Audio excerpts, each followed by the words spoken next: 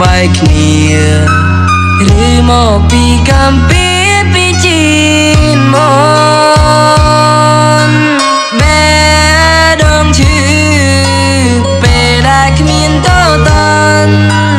តែក៏ត្រូវបង្ខំកាន់ចិន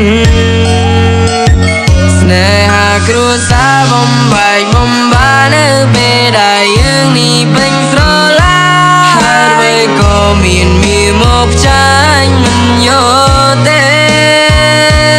តែរងមួយចាំមានដែលម្ដាយនាងអូនការឲ្យទៅគេអូរ៉ាបងឈឺទ្វេព្រោះរឿងនេះចង់បន្តវាសនាដែលចាឲ្យទៀវឃ្លាឆ្ងាយឲ្យទុំបងដេកខកខ្វាយរយអានណា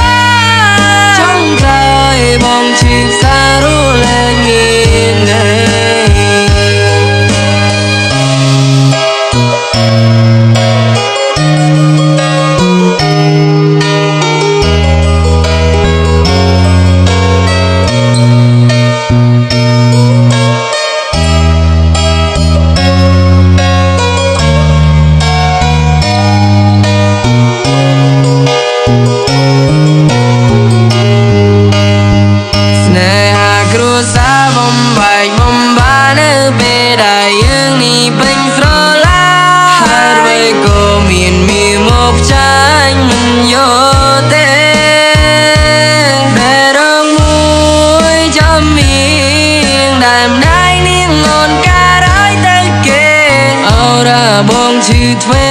ព្រោះរឿងនេះចង់បន្តវាសនា